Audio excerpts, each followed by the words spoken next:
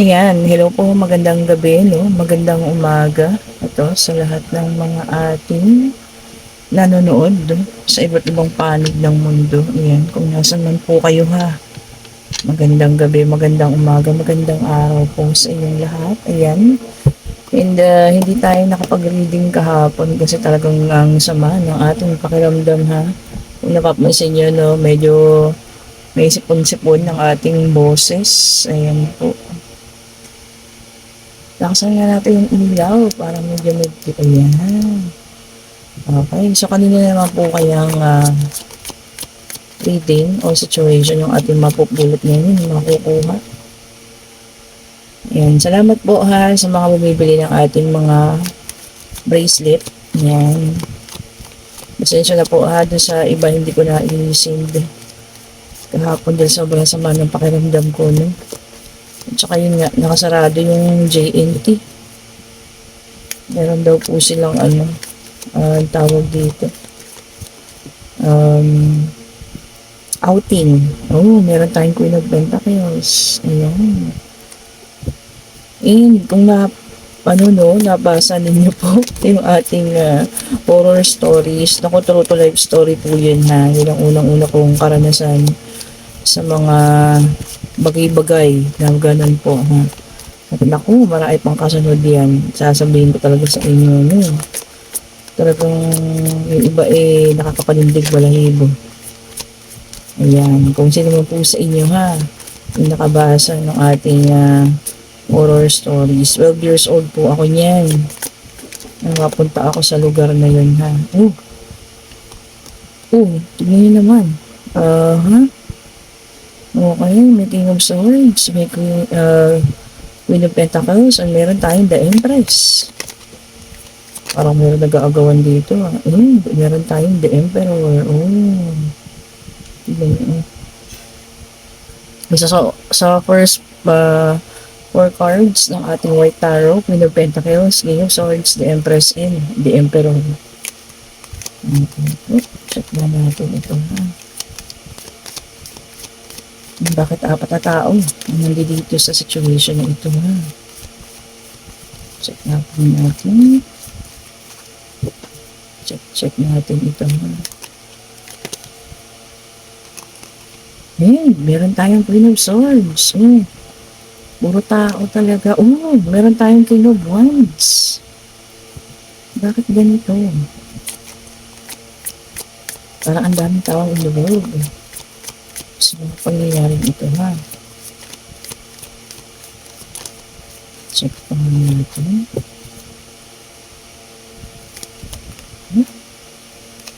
Meron tayong The Sun. Okay. And meron tayong 4 Wands.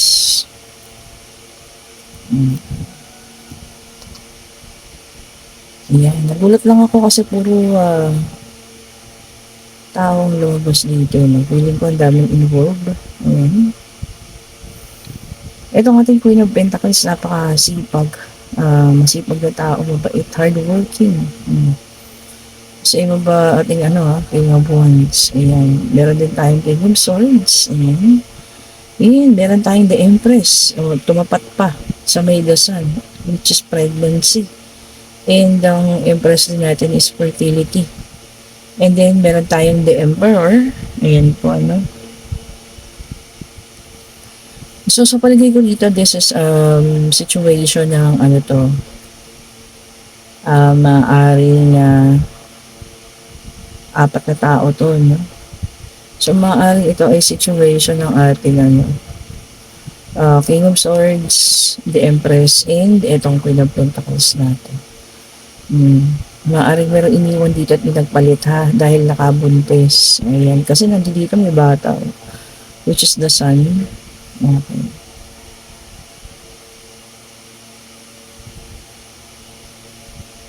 And ang feeling ko rito, merong may mga salitang binitawan ng ating kasi Queen of Swords din siya so maaaring sobrang pag nagalit kasi naman po itong ating Queen of Pentacles, kapag ka nagalit, sobra yung galit ha.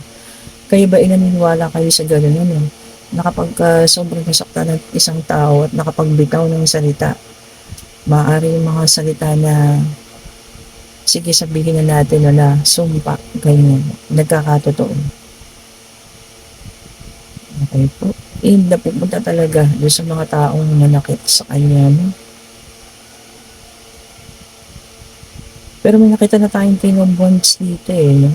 Maaring meron na rin kadili itong or meron ng parating na tao para dito sa ating Queen of Pentacles. And maaaring dito nga may nagbuntis, ano, kaya lang talagang sobrang galit itong ating Queen of Pentacles at nakapagbitaw ng salita, no? Yung mga ganun nga, sumpa at kung ano-ano.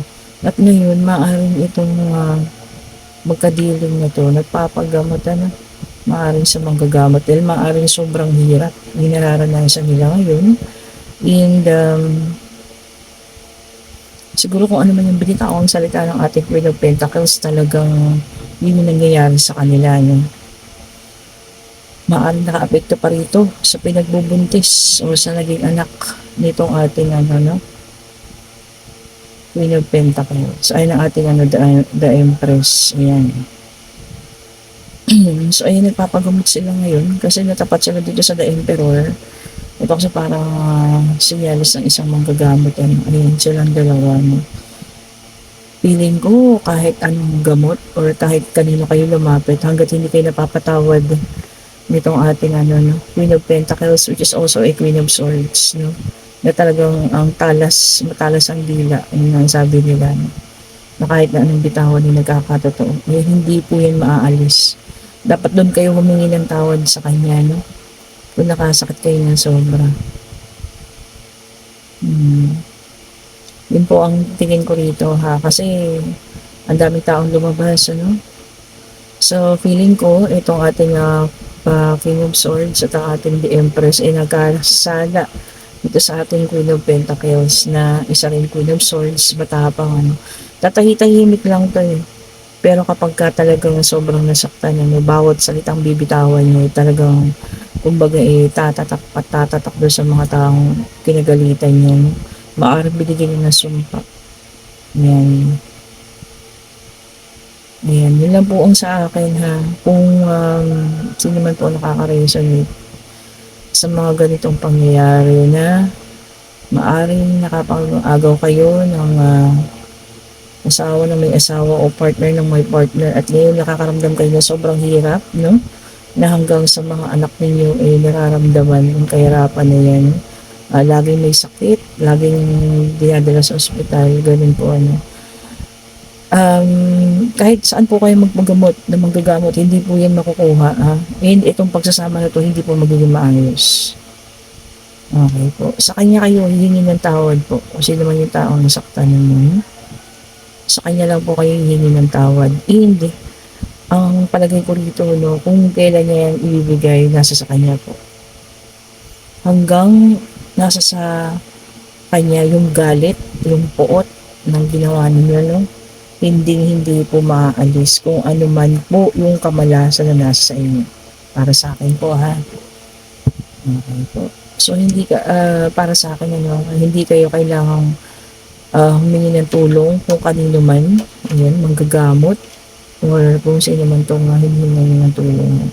Doon kayo mismo sa kanya makipag-usap at humingi kayo ng tawad.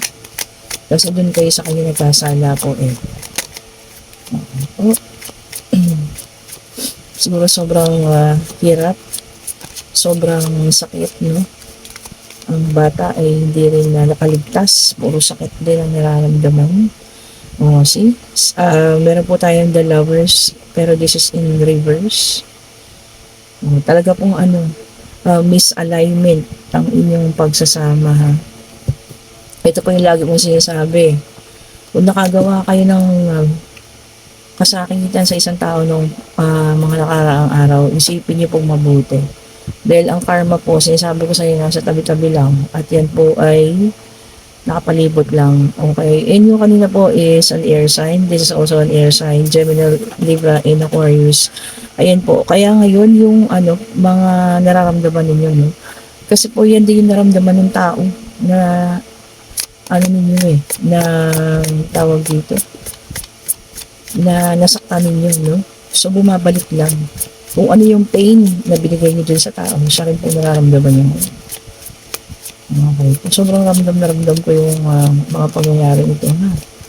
Talagang na-absorb ko yung mga ganitong pangyayari. Ayan.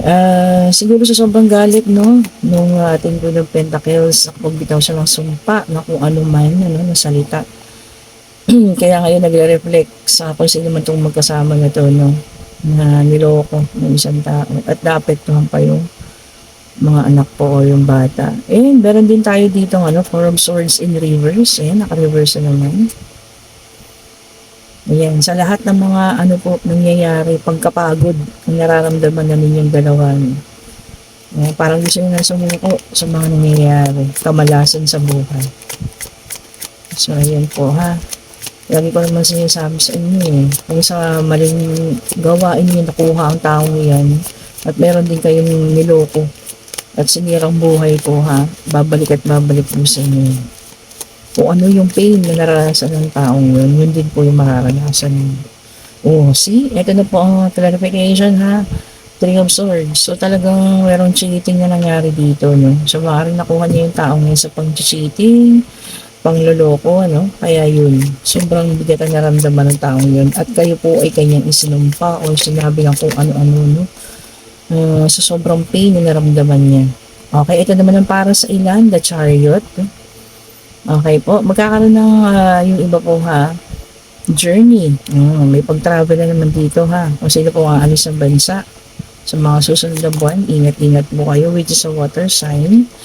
And the Sun, okay, dalawang beses lumabas ang ating the Sun. Okay, so sabi po rito is para sa iba magkakaroon ng success. Ayan.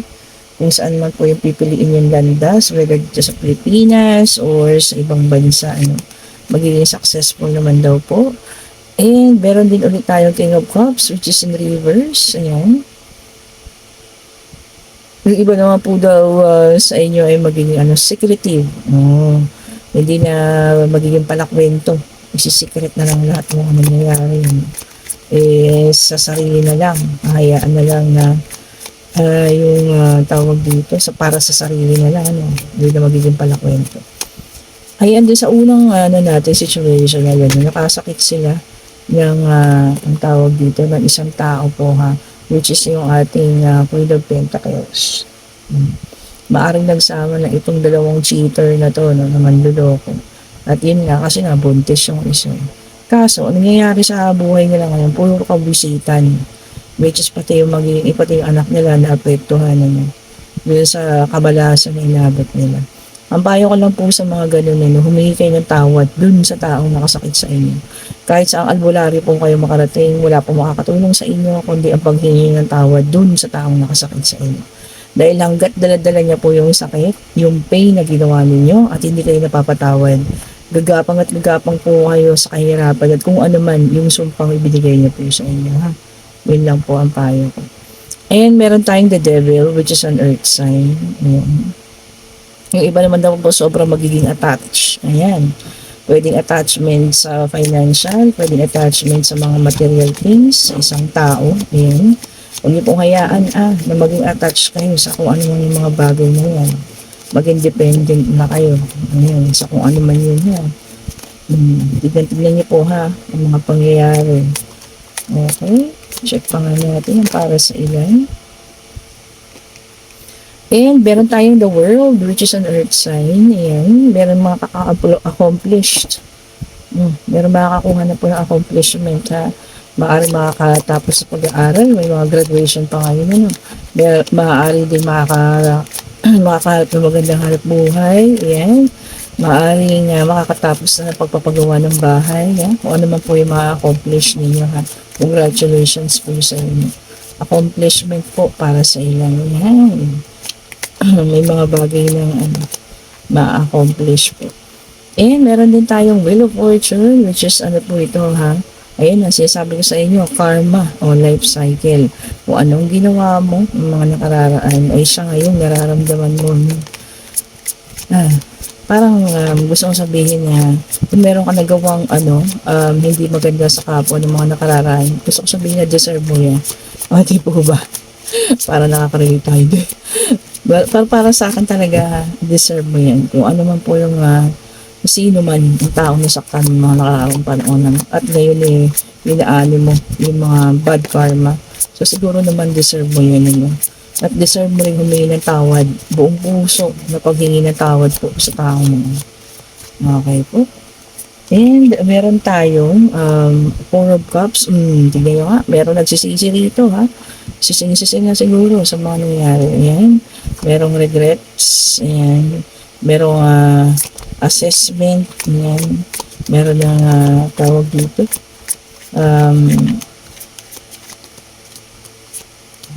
Restlessness or pagkapagod ha sa mga pangyayari. Kasi naman po ang nakaka-resonate ha. Ayan, check pa nga natin ang para sa ilan po ha. Then, meron tayong Four of Wands. Ayan, ang iba naman po sa inyo magkakaroon na ng freedom. Ayan, paglaya. Ano naman yung kalayaan na hinihingi niyo ha, ibibigay na po sa inyo yun. Oops, talaga ang lakas ng flip na nga.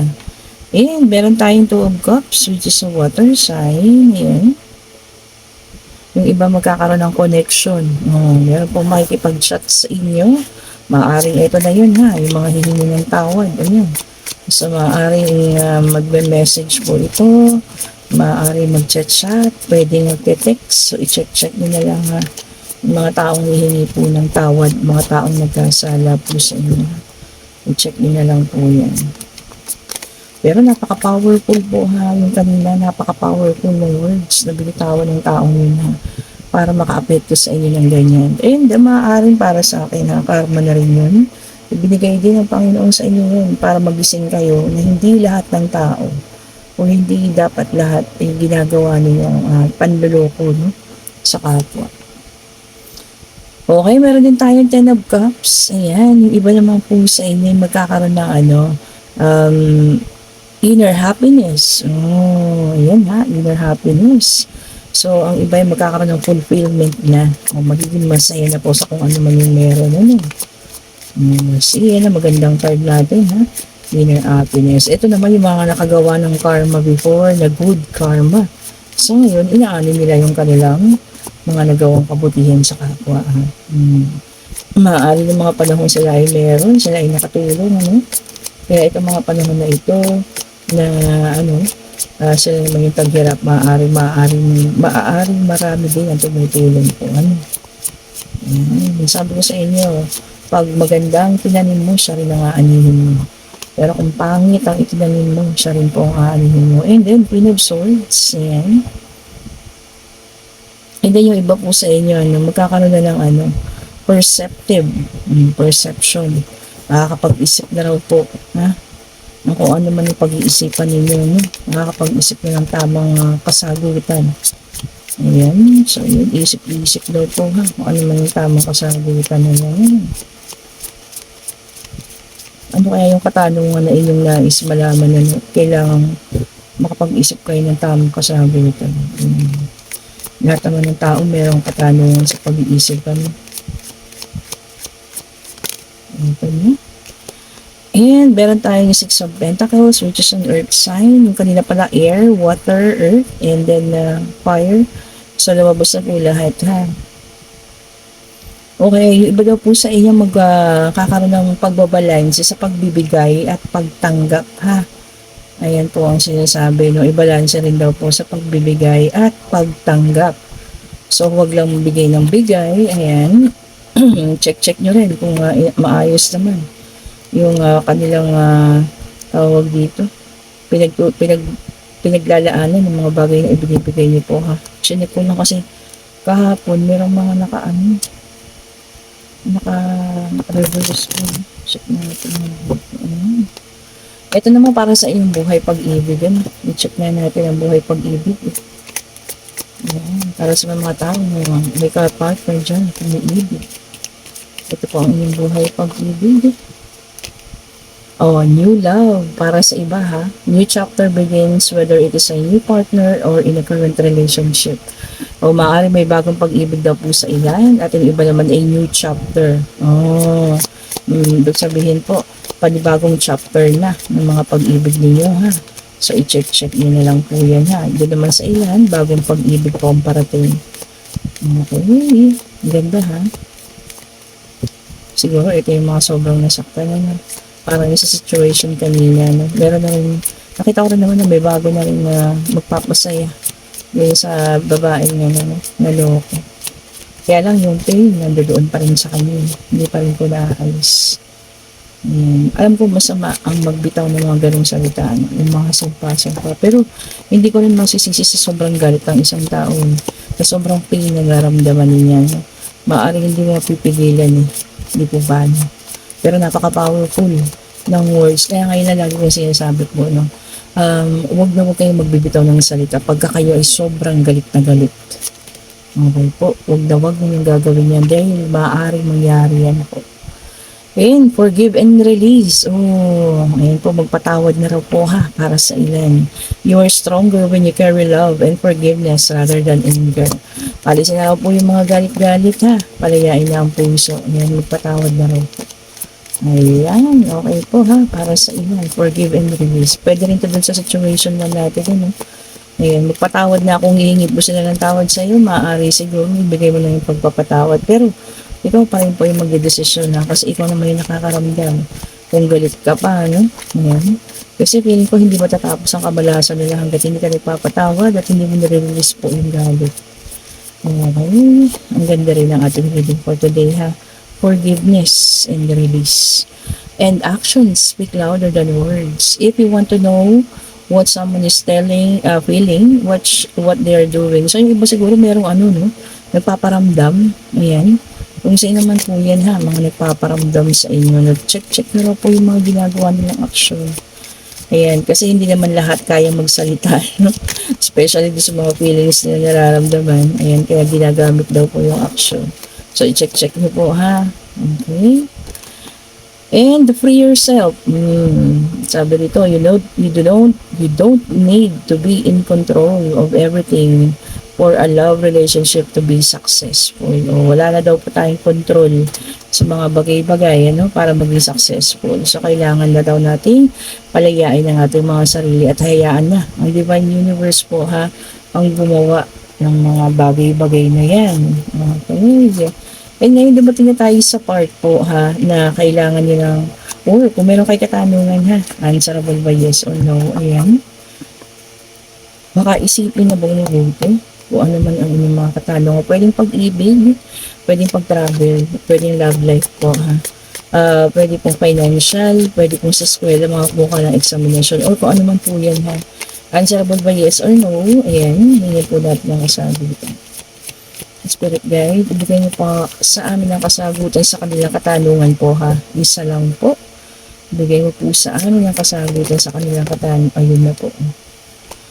And sa ngayon po ay no, kung ano man yung inyong itinanong. Ayan. And hanggang ngayon po talaga may mga tao pang sobrang pain na nararamdaman kahit matagal na yung mga pangyayari ha. Sabi ko nga, pag sobrang sakit pa yung nararamdaman ng taong ito, yung mga binitawang salita niya po hanggang ngayon, nagre-reflect pa or ando doon pa sa mga taong mga nanakit sa kanya. Okay po. And sabi nga ng ating barahan, magpalaya, magpatawad na raw po. Ayan. Sabi ko nga, napapowerful ng mga salita niyo ng isang taong nasaktan. Lalong-lalo na yung pain na sinasabi ko nga sa inyo, hindi ba ipaliwanag ha? Yung mga pain na sobrang sakit po. Ayan, sobrang powerful po ng mga ganun. And salamat po sa mga bumibili ng ating mga bracelet po ha. Meron pa rin po tayong mga bracelet po. Meron po tayong tourmaline. Ayan. And yung ating jade, meron pa rin po yan ha. Ito po ang ating mga bracelet. Ayan. Ito ang ating jade. Ayan. Emerald green. And meron pa rin po tayong citrine. Pag pinagsama itong dalawang to, ewan ko na lang. Pag hindi pa dumating ang kasaganaan at kayamanan ha. Para sa inyo po. And meron pa rin tayong tourmaline. Ayan. Para sa mga negative energies na sa mga sa loob dyan. Ano. maaaring sa katawan ninyo, sa bahay ninyo para maging positive po yan.